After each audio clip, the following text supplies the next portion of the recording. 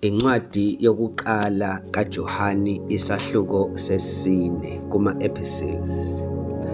Bathandekayo, maningakholwa yibo bonke omoya, kepha hlolani omoya ukuthi bangakaNkulunkulu yini, ngoba baningi abaprofethi bamanga abaphumele ezweni.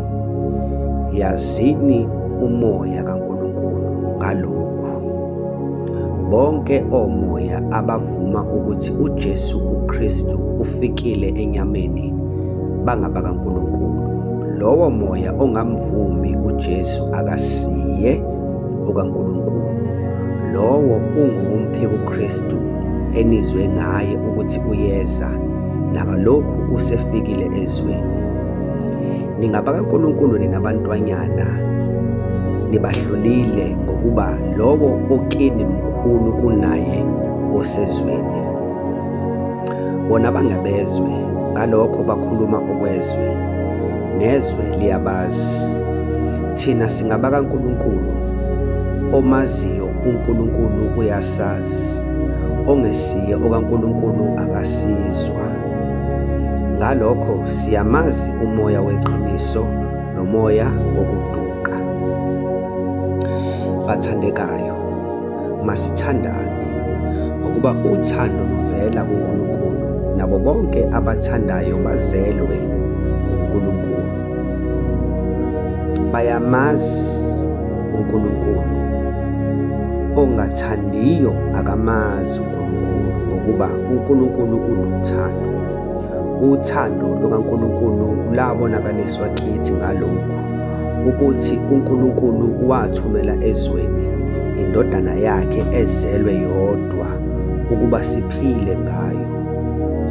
Uthando lukulokhu, kungesikho ukuthi thina samthanda uNkulunkulu, kepha ukuthi yena wasithanda thina, wathuma indodana yakhe ibe yinhlawulo ngezono zethu. Bathandekayo, uma uNkulunkulu wasithanda kanjalo, nathi simelwe ukuthandana. uNkulunkulu akazange abonwe muntu. Uma sithandana, uNkulunkulu uhlala kithi, nothando lwakhe luphelele kithi. Ngalokho siyazi ukuthi sihlala kuye naye kithi, ngokuba usiphile okokukamoya wakhe. Thina sibonile, siyafakaza ukuthi uyise wayithuma indodana ibe ngumsindisi wezwe. Lowo ovuma ukuthi uJesu uyindodana kaNkulunkulu, uNkulunkulu uhlala kuye, naye kuNkulunkulu. Thina siyalwazi, siyakholwa yilo lolu thando uNkulunkulu analo kithi. uNkulunkulu uluthando, nohlala othandweni uhlala kuNkulunkulu, noNkulunkulu uhlala kuye. Ngalokho uthando luphelelisiwe kithi, ukuze sibe nesibindi ngosuku lokwahlulelwa, ngokuba njengalokhu enjalo yena, sinjalo nathi kulelizwe. Akukho ukwesaba othandweni, kepha uthando olupheleleyo liyaxosha ukwesaba, ngokuba ukwesaba kunesijeziso, nowesabayo akaphelele othandweni. Thina siyathanda ngokuba yena wasithanda kuqala.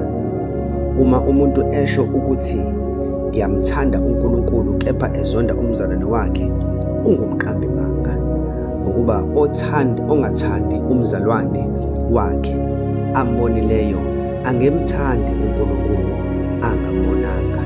Yebo, lo myalo sinawo uvela kuNkulunkulu ukuthi othanda uNkulunkulu makathande nomzalwane wakhe.